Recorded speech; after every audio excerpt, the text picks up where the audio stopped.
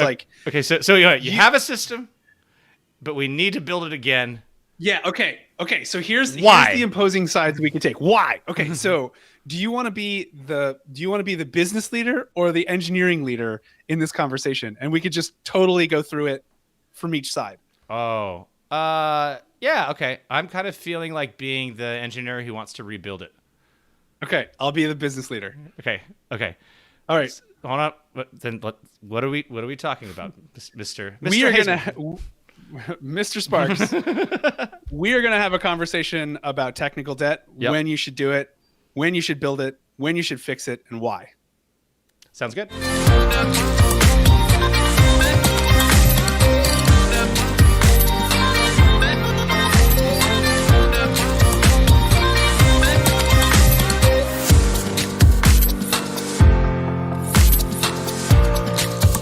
Hey, everybody. I'm Sparks. And I'm Hazeman. And we're the Space Pencils, and we're here to help solve some problems that we think could be solved, specifically around today, technical debt. Somebody told you that they built something, and now they want to build it again. Why? So, Hazeman, why does that happen from a business level? From a business level, typically engineers are put under pressure to deliver business value in the shortest time possible. Not unreasonable. Now, I want this feature built yesterday. Get it. Yes, if getting it done in 3 weeks is good, getting it done in 1 week is much better. So build it in 1 week. Oh, you said you need 3 weeks? I don't care. Build it in 1 week. And then engineers cut every corner imaginable to hit that 1 week timeline. And then the world happens, and maybe it's delivered in a week, maybe it's delivered in 6 weeks, who knows? Mm-hmm. But some point down the road, some poor decisions are made, either through expediency, which is the positive take, or through incompetence, which is the negative take. And at a certain point, the system no longer stands up and no longer holds up. And we should talk about, what those criteria are. But at a certain point, you need to say, hey, here's a perfectly working system, boss, manager, product manager, CEO, CTO. I need to take this perfectly working system and I need to build it again. Right. So from an engineering level, I'm going to kind of take a voice of the engineer as we have this conversation. And here would be my first way to try to explain why I'm asking anybody that we need to build it again. I think it's better to just think of it like a house, right? Like this is such a poor metaphor for software, but I think it's an easier thing to understand, like what happens when you cut corners. So if you have a house and you lay the foundation and you're like, you know what, we can do this cheaper wood. We can put in less of the pieces in between it. It's not going to be as stable if there's an earthquake, or the roof is not going to have all of the weatherproofing, but like it's fine. It'll be like years before we get mold and rot. And so I end up as a contractor reducing the scope of the house costs because I used a bunch of cheap materials and was able to get it up really quick because I didn't put it in enough nails. I cut corners. And so I have a house, it works, it keeps you dry, but it's a ticking time bomb in terms of like, when is it going to have problems? When is it going to have problems in the plumbing? When is it going to have warp? When is it going to be not so weatherproof? I feel like that is the best way to explain at least like what we're talking about in terms of technical debt is you've cut corners because there's a timeline horizon. Is that fair?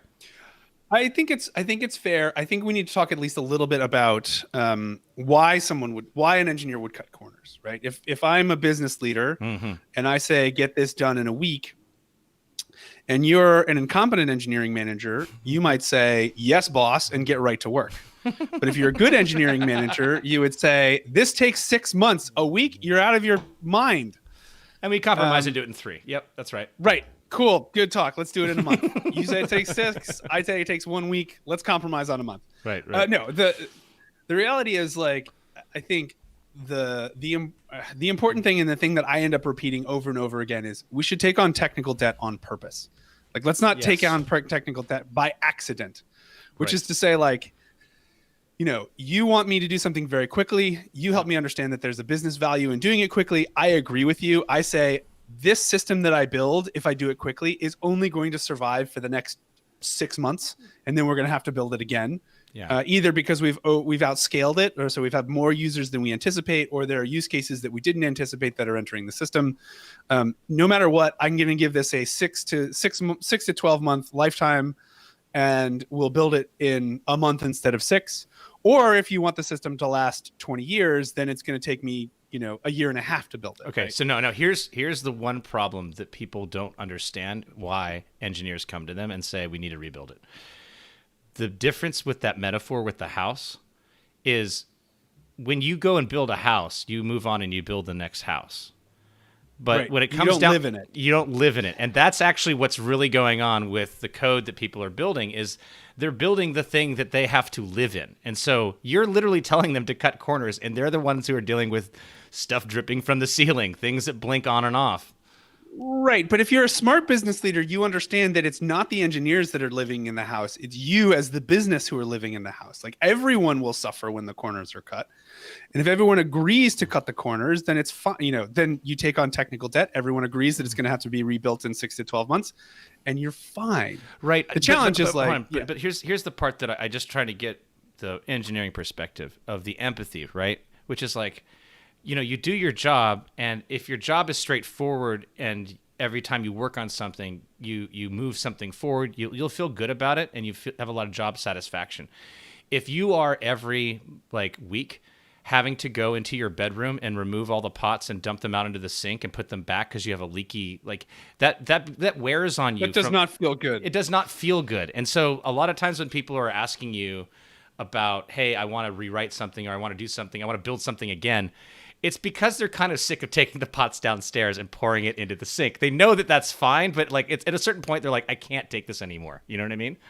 Sure, but as an engineer, if you reach that breaking point, that means that you've done 50 things wrong leading up to that point. Like if you've put 5 pots or 50 pots on the floor of your bedroom, you've had a bunch of terrible conversations that led up to all the decisions that got you to that point. Okay. Like you have to Counterpoint. take, as an engineer, you have Nope. to take some responsibility. Counterpoint. I just got hired here, and they're putting me up in old McFoley's room that has these issues. I didn't build this. I would never have made Okay. these compromises. So that's the one exception, and I think, and the challenge is there's a problem with continuity, which is if business leadership leaves the company, or engineering leadership leaves the company, or engineers for that matter leave the company, and they don't pass the context of why the decisions were made the way that they were made, or why technical debt was taken on either by on purpose or by design or by accident, then it's going to feel like you're moving into your aunt Jane's house with the ceiling full of holes.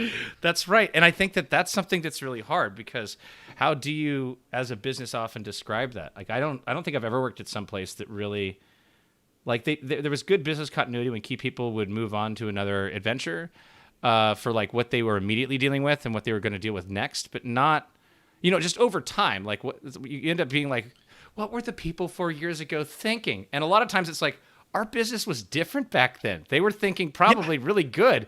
They didn't know you were going to try to make this house fly or whatever it is that you're doing today. Or they anticipated a completely different set of challenges than the ones that have arrived. And frankly, Right. like if they perfectly anticipated what the business should or should not be doing exactly, then your business probably isn't growing and you shouldn't take the job anyway. Right. Right? Like software is always broken because if it's growing, the use cases that it's put to work on are not the use cases that it was designed for, categorically. Yeah.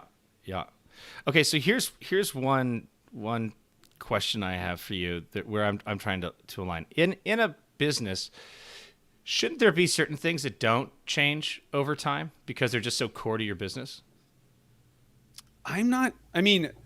Or change less frequently? Sure.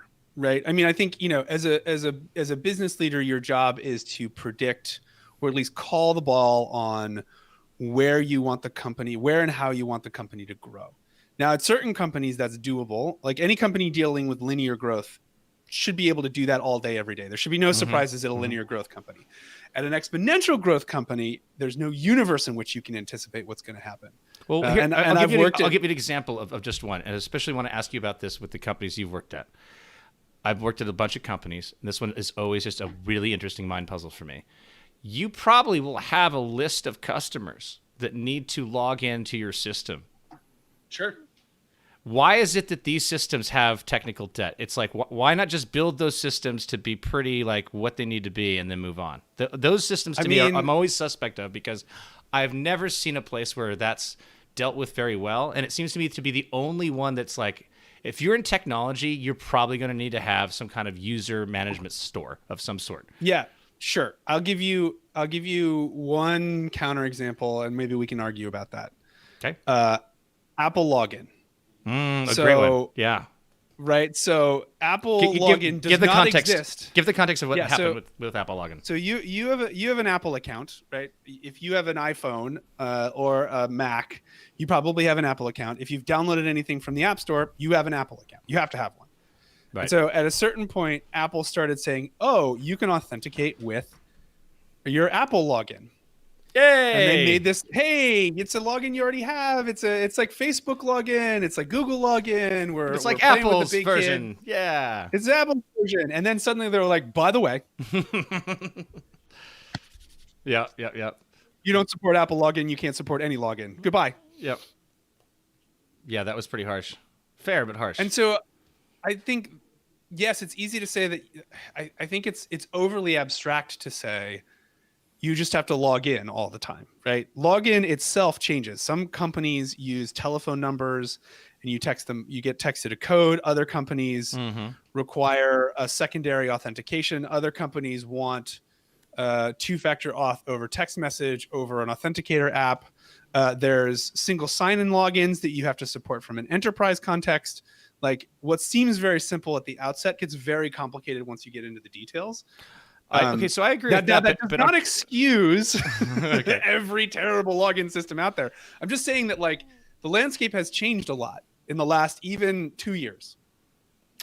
I agree. I just find that might even be a bad example, but to me, like a lot of core business things actually don't change that much. They might be extended, but it's weird when those things are like, wow, we never built it to like handle, people, like that. That's the stuff that I'm like, okay. And I understand like the scale thing where it's like, well, we didn't handle, we meant for it to log in for our 500 customers, not our 5 million customers. That's also fair.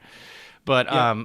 But some of these core business things, I would suggest that if I were to look at a healthy company, that the things in their business that are core, that are often unchanging over time, should have less technical debt than the new things they're trying out in order to either be competitive or to go after growth.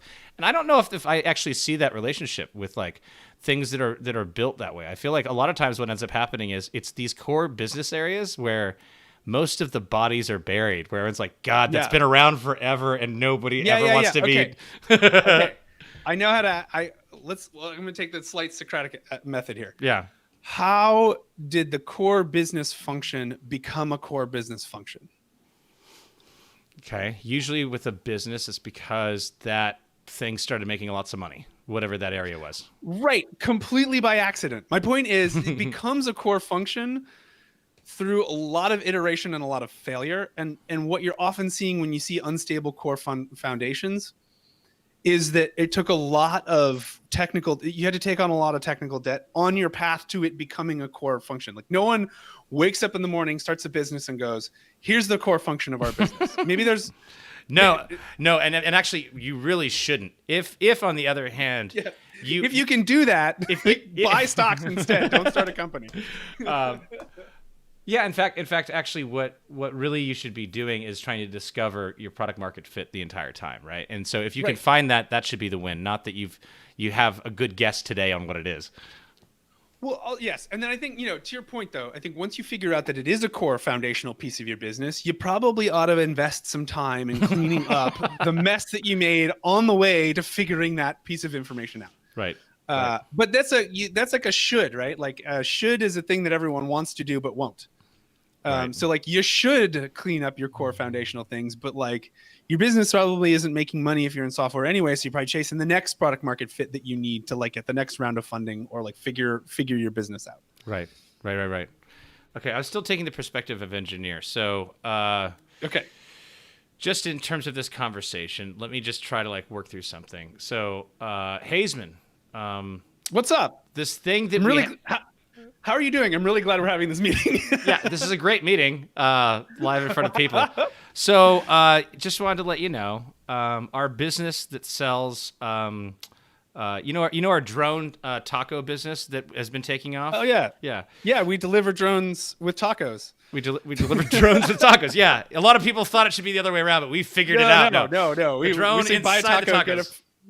yes. Buy a taco for $3,000, get a free drone. Yeah. So, that billing system that we've been using for the last 4 years, it's slowing us down. It has a lot of problems. The way that we fixed it is basically to make it reboot anytime there's a problem. So I know that you haven't been woken up in the middle of the night, but it's mainly because it's a ticking time bomb. Because someone else has been waking up in the middle of the night and That's putting exactly pots right. on the floor. Yeah, and I'm worried Frantically. about losing, Jenny, and I'm worried about losing Mark. They've been at the company a long time, but they're just getting so frustrated having to deal with the system. And we're kind of punishing our more senior talent with having to babysit this because you're constantly asking us to innovate, and we're just not allowed to spend the 3 months to actually fix this thing, so it's no longer a huge distraction. Can I have the money and time to do that?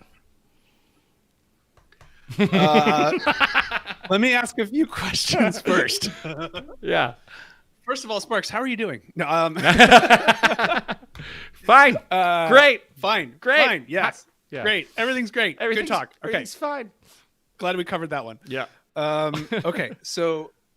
By the way, isn't this a prototypical conversation though that you would Totally. have? And so we're just gonna play it out sort of in fantasy world here, and I'll just I'll ask the questions that I would ask. I'll put on my product or business hat and just do this. Okay. So you mentioned that the system is burning out some of the more senior talent. Yeah. Yeah. Totally hear you. Why is it that only our senior talent can fix these issues? Because the system's so complex, there's a lot of tribal knowledge about how it actually works, and any of our even really good people who are new, they just get so lost in the code. Like they literally reach dead ends. They don't even know what to do. It's really impressive, actually. It sounds like an investment, at least in this case, in some documentation might get us 80% of the way there. Oh, interesting compromise that you're suggesting, Hazeman. Now, I'm not saying that this is the solution, but I'm saying that, employee churn isn't if you came to me as a engineer or an engineering leader and I'm your manager, the first thing, and you said, okay, this is causing churn, I would say, cool, let's fix the churn problem. That's not necessarily going to fix the technical problem. Yep. But the churn problem can be fixed with cool, let's get our senior engineers to figure out how they can delegate it to more junior engineers, because that'll force them to write some things down. And that means we'll have a shared understanding of where the technical debt is and what the problems are and what the workarounds are. And that means we'll be more likely to be able to measure it or understand where the problem is coming from, rather than it just being this big black box of evilness. Which, if you have some grumpy senior engineers, they might be sort of pointing at the problem and saying, I don't want to work here because of this. And it might be something else, but this is an easy thing to point your finger at. Yeah. And systemic issues, honestly, through that process, regardless if it's documenting it outside the code or even just doing in-code documentation, architectural diagrams, just a little bit of context of okay, try to brain dump me on what's going on here. Often just kind of taking your side for a moment, will often reveal that actually this very small effort, if we were just to do this, would solve 80% of the problems. But you have to go through that effort first, right? Right. Because it's very easy to sort of say oh, I hate working on this thing. Well, why? I just hate it. It's bad, right? It's well, okay, let's write down bad. It's going to teach another engineer to do what needs to be done. Yep. Right. So that could be a proxy. And again, as a business leader, I probably wouldn't have that level of understanding. So I might say hey, can we solve the people component of this independent of the technical component of this? And that might be let's hire some people. Let's spin up a platform team. Let's put some resources behind this. I could maybe sort of finagle it so that it's slightly better. So that's piece number one. Okay, wait. Same day, different meeting. Here comes Robert. Okay. Robert's a product manager, and he's like, okay, Hazeman, I don't know what's going on. Basically, the team is just, I can tell. I think they're kind of trying to lie to me, but for my own good. But they're spending 30% of their time not doing the things that we agreed we would do and just fixing some of this technical debt that they're complaining about. They're just doing it off the side of their desks. Yeah. Is that okay? Is that right? What should be going down? This seems like that's a lot of time to spend on it. First of all, Robert, how are you doing? Fine. I'm doing fine. Great. Okay. So first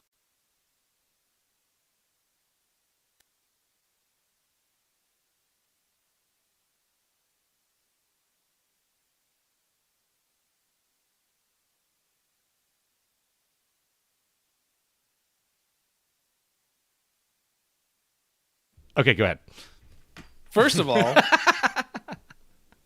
Robert's problem is very typical of product managers, Which is why we had a where moment of silence engineers- for him. That's what that was. It was a moment of Yes, silence just for a Robert. moment of silence for Robert. Yeah. So not atypical at all, and in fact, like this can actually happen to engineering leaders too, where your engineers are telling you, yeah, this one's going to take a long time, and they're sort of quietly, bailing water or like emptying the pots into the bathroom without telling you. Yep. Right. And so I think the challenge as a product leader is you go into the situation and you're like, hey, I know ostensibly some about the technology, but not a ton. But like what's going on with where's the velocity? Everybody's taking it forever to do everything. Yeah. And By the way, I empathize with this one a lot because for me, like the people management part of all this is I'm like, oh, that's a distruster generator. Like that thing is what makes people at the company start to take sides because it's like, yes, I don't feel like or I'm being starts told to the question the efficacy. Yes, I'm being lied to, or it's just sort of a black box. And again, our brains are trained to see snakes, not grass. And so with a lack of information, we're gonna see snakes. We're not gonna see grass. And so Robert's problem, as you describe it, super duper real. And there's not necessarily an easy fix for it. I think, in my mind, at least, there are two reasons to fix technical debt. And maybe you can Sparks, so you can come up with a couple more. But the two of them that are in my head are stability and velocity. So you should rebuild a system if it's going down a lot and costing the business a lot of money. Right. Right.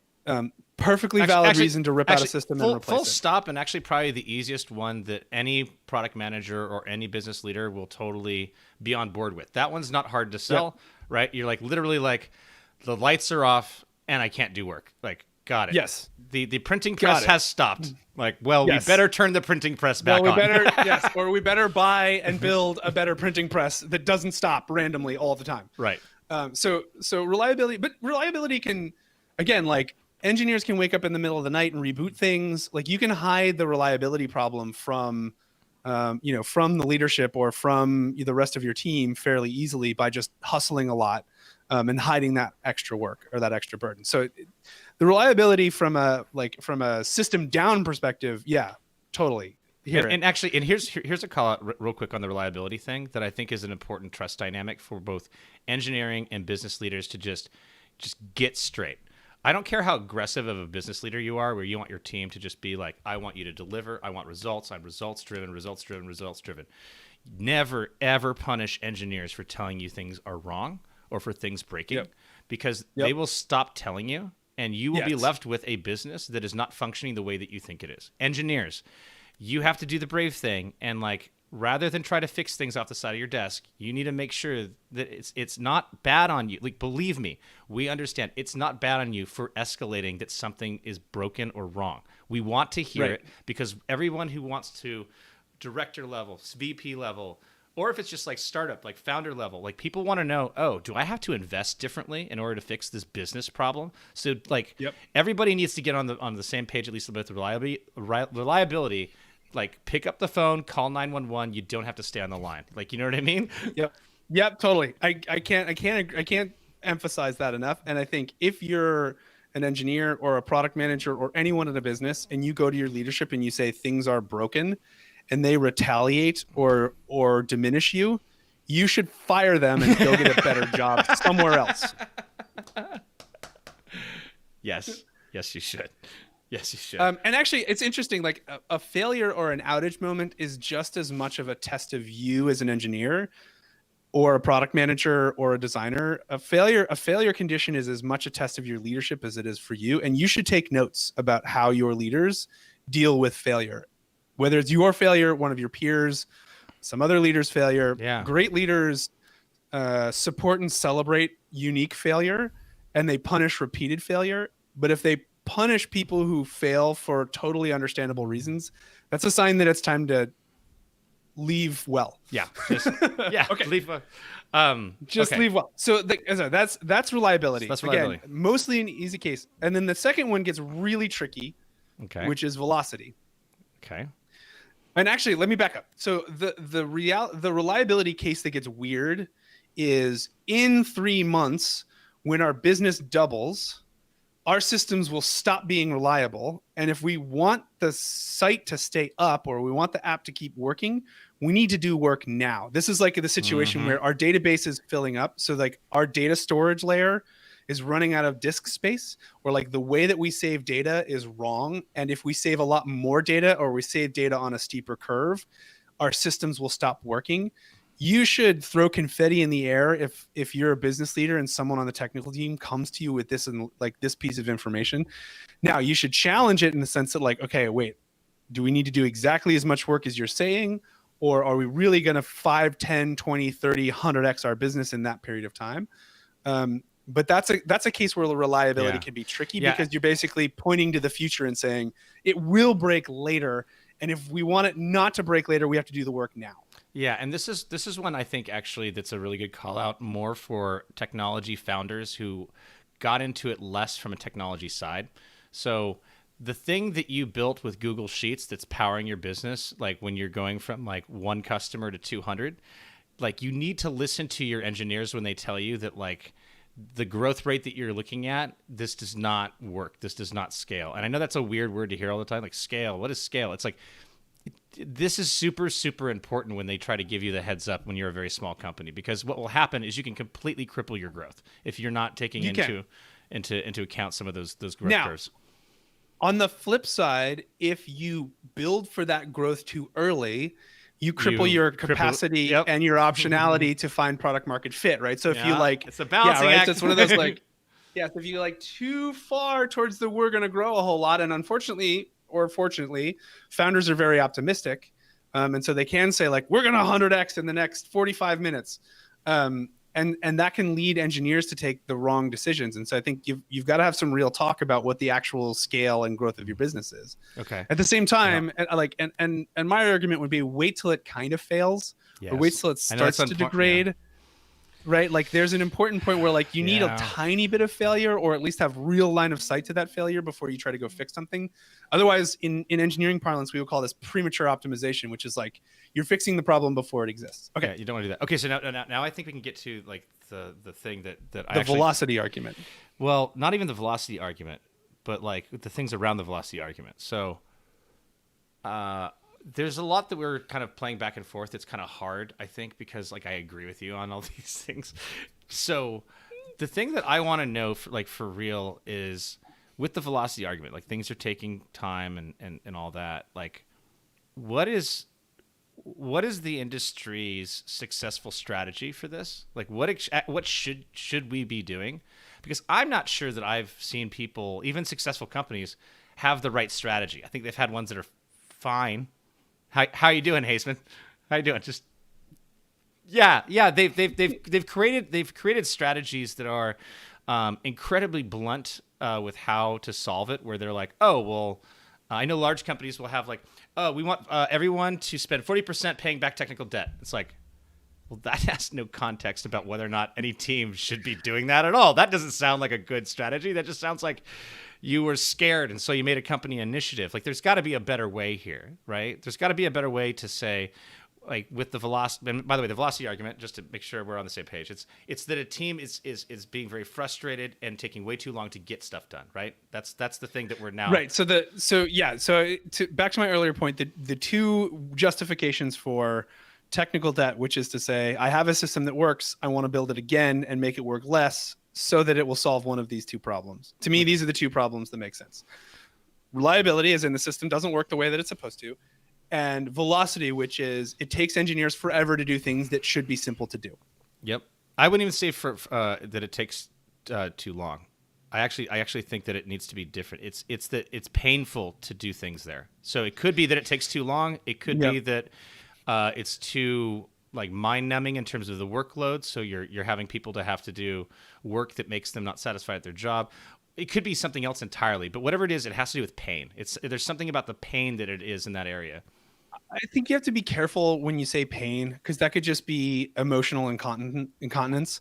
Like it could just be. But that's what I mean. No, this is exactly what I mean. Let's say you have a company and for whatever reason, like the area of the code that's super important was built by one of your early people who's super smart, and nobody has the competence to really service it now. That's a real thing that Sure. can happen. Or even just real thing.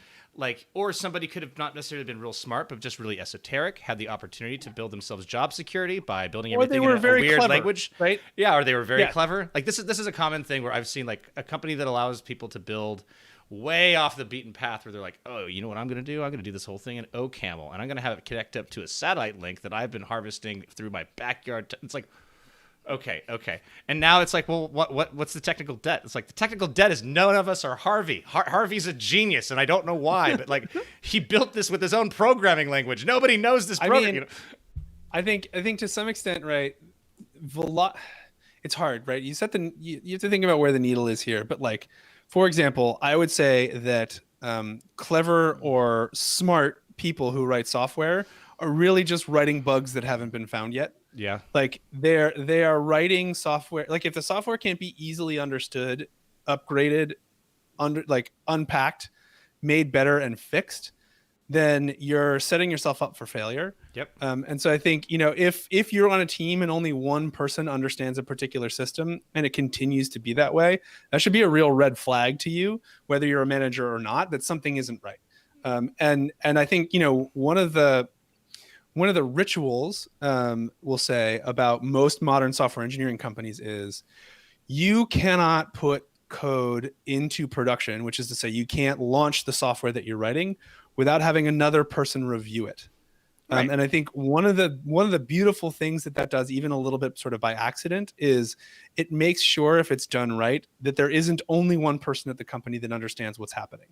And I think to some extent that's a hedge against some bad things that have happened in the past, where one brilliant person has worked 16 hours a day, 7 days a week, written a ton of code that no one else understands, and then 2 years or 2 months later that person leaves and the company's or the engineering team is sort of left holding the bag. I think it's okay. I think we as a society can do better.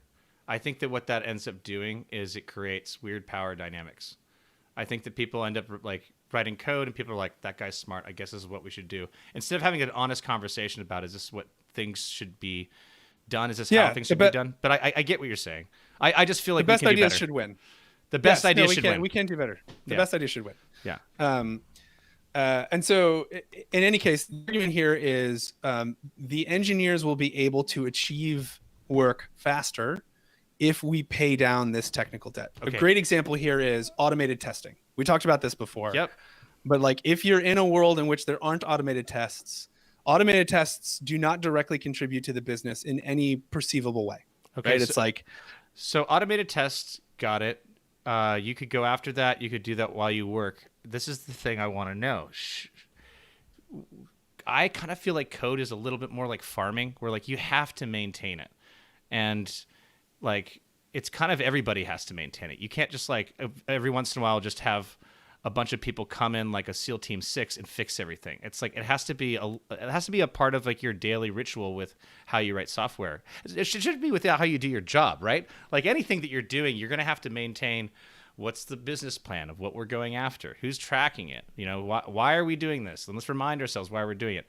The code needs to have like some love that is maintenance. And I'm just curious, like, how do you do that as a business, in your opinion? Because to me, this is the thing people suffer with: is it 40% of their time? Is there a strategy? Do we just let teams that happen to know how to maintain software be successful, while other teams that don't inside the company fail? Like, what do you do? I mean, I think the one universal rule that I'll throw down, and again, you can argue with me here, is there should be a little bit of failure and pain. Like, there should be, you should address suffering, real suffering. Things have to be wrong for you to fix them. Again, otherwise you fall into I want to rewrite this thing because there's this new shiny tool. Like, and engineers do this all the time. They're like, hey, there's this new shiny tool.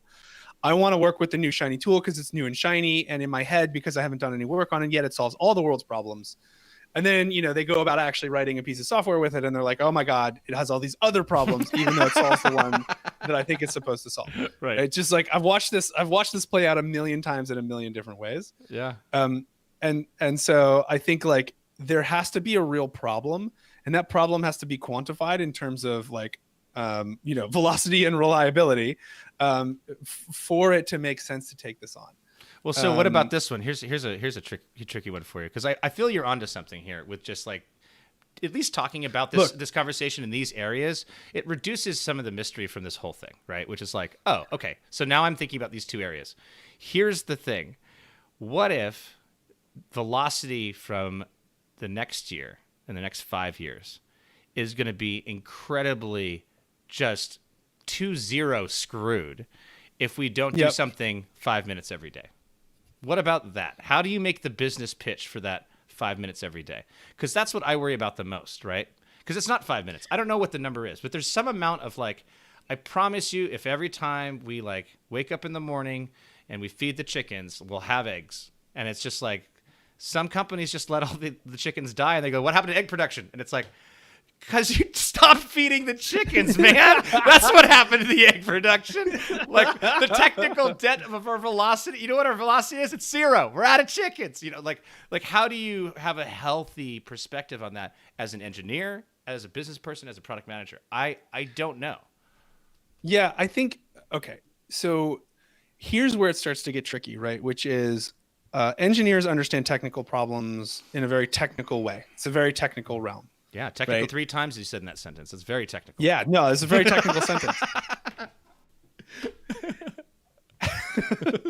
So the challenge is, as a manager, as a technical lead, as even just a senior engineer or an engineer that aspires to greatness, one of the things you need to do well is translate your technical problem into business value in some capacity. It can be very simplistic. It can be back of the napkin. The challenge is like your leadership or anyone who's not technical, be they a designer, a product manager, a program manager, even an engineering manager who doesn't understand your work, is not going to be able to disagree with you or have an argument with you in a productive way. So you need to arm everybody around you with the information that empowers them to argue with you and prove that you are wrong. If you can't give them the information, even about something deeply technical and technically debt related, no matter how many crazy house metaphors or bridge building metaphors or whatever you use, you have to arm them to win an argument with you about the problem that you are bringing to them, or you will get to the wrong answer. And I think this is probably the piece, like this is the foundation piece that I think a lot of people miss out on or lose sight of. Yeah. Okay. Here's what I'm learning that I think from this conversation that I think is valuable is there are certain things that we kind of get pushed into as human beings as these ideas of like black and white, right? Of right and wrong, of A or B. And I just don't think this conversation is about two people taking sides about fixing something. I think it's a difficult conversation of what is the actual trade-off, because the trade-off is what matters. And like you said, if we can all come together from all various aspects of the business and agree upon why the trade-off we're making is the right thing for the company and for our jobs. And by the way, not just agree from an I'm overwhelmed and don't have time to deal with this perspective, because I've seen engineering leaders sort of snowball people by just throwing massive amounts of technical information at them until they give up and just say, I don't understand this, but go do it anyway. That's fine. Like that is not agreement, right? That is bullying. Right. And also at the same time, like you as a person like doing some more technical work, like your job isn't doing technical work. It's to do the technical work and communicate about it. And so you have to sometimes lever on hard with like, okay, let me try to find the reason from the business why I would invest in this. Why would I invest in rewriting this? Yes, and empathy. Yeah, and empathize with everybody around you, because ultimately I feel, this may be an unpopular opinion, I feel that people who are doing the work with hands on keyboard, like that's where the authority should be. They should be driving recommendations for strategy, and the top should be figuring out, okay, that is one data point of many data points, and this is what we're going to do. But if you're not there creating that information for them to understand, that's the missing piece. They're not making good decisions because they just don't know how bad it is. They might look, I get how bad it is. We're going to take some severe compromises there because you have no idea the other things we're doing with the company and direction and all that. But like it's your job to at least generate like, here's how goddamn bad it is. Here's the risk. There is water Here's the risk. I think dripping from the yes. ceilings.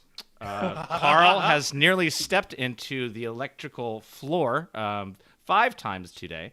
And eventually your business leader will come back and be like, "Look, we're gonna have to patch the roof, but we'll fix the water, and that's unsafe." And you're like, "Cool, got it." Like we all can work together on this. Yeah. No, and I think it's the information, and not just spewing information, but it's understanding that is key, right? You should, as an engineer, get non-technical people, or even your boss, just people that aren't you, to repeat the problem back to you. And if they can understand it such that they can actually form a coherent argument, whether you're wrong or you're right. And like one of the exercises you can go through is like, okay, Sparks, I'm an engineer. I come to you. You're my program manager, or you're my business leader, and I say, "Hey, I want to build this thing." What's going on? No, I'm not. I'm right on time. Check your watch. It's late. So, sorry. Just go ahead. Carry on. Okay. So How are you, Hazeman? Hazeman? Say, hey, I'm. Okay. So now that we got that out of the way, the thing you need to do is, and you can reverse this. You can sort of flip sides here, right? So you can say, okay, I'm gonna tell you about this system that needs to be rebuilt. Now I'm gonna give you as much information about why it needs to be rebuilt, and now I'm gonna take the other side of the argument, and we're gonna have an argument. I'm gonna jump to the other side. You, as the business leader, are going to justify that this needs to be rebuilt, and I'm going to attack it. I'm going to say no, right? So like if you can flip the argument and the other person can win the day, that A, it's a good argument or it's a good point, and B, you've given them enough information that they can defend your point of view. Right. Yeah, I like that. I like that so much that I don't think we need to wrap up, because I think we're done. I feel like we solved that one. I feel like we haven't solved anything except for actually really getting down to like, so what is the areas of issue here? And I feel like that's actually pretty important. I'm really like, I really like the ability for you to divide it into 2 places. Because for me, I actually think that I had it a little bit combined, and I really appreciate that perspective. I think it can jump back and forth, right? Velocity, like a lack of velocity, can lead to reliability issues, and reliability issues can lead to a lack of velocity, right? Bailing water out of the boat all the time doesn't let you fix the leaks. But at the end of the day, I think those are the 2 reasons that you should take on, prioritize, and fix technical debt. Yeah. At the end of the day, you're trying to make technology, and that's magic, and it's hard making magic sometimes. Anyway, anything else you want to add, Hazeman, before we say goodnight? I think we should say goodnight. All right. Good night. I'm Sparks. I'm Hazeman. Thanks, everybody. We're the Space Pencil. We're the Space Pencil.